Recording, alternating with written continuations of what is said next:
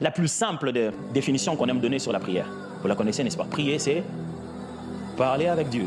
Ou prier, c'est converser avec Dieu. Prier est un dialogue avec Dieu, n'est-ce pas? Ce qui veut dire que chaque fois qu'on dit prier, nous on voit qu'on est en interaction avec Dieu. Mais quand on se met à lire la Bible, on se rend compte que les mots prier va plus au-delà, bien au-delà de demander ou de converser. Le concept de prier renferme toute l'activité spirituelle du chrétien. Le moyen par lequel le chrétien est spirituellement actif, c'est ce que nous appelons prier. Je vous donne un exemple. Lorsque je suis en train de chasser un démon, prier, ce n'est pas parler avec Dieu.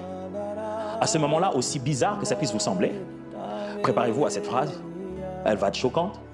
En ce moment-là, ouf, baissez d'abord les barrières de votre religion, je les vois monter, mais à ce moment-là, ne me condamnez pas encore, attendez que j'ai fini, s'il vous plaît.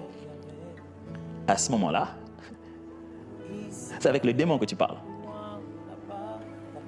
Ça ne veut pas dire prier, c'est dialoguer avec le démon.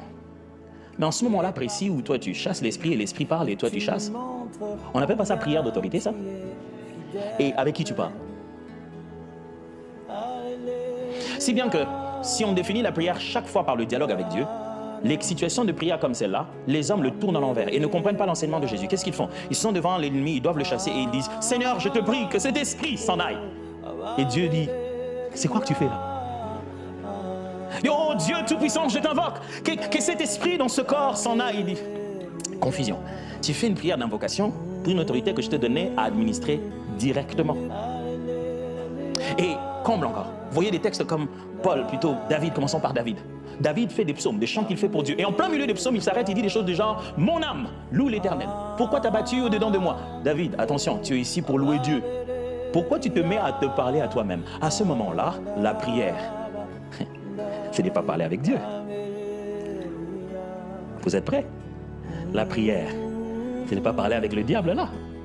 À ce moment-là, la prière, vous êtes prêts? C'est parler à soi-même. Un peu comme Paul le dit, c'est lui qui parle en langue, s'édifie soi-même. Il fait une œuvre qui est réflexive, une œuvre qui lui revient en bénéfice. Et David fait ça tout le temps. En plein milieu de ses prières, il se met à parler à son âme.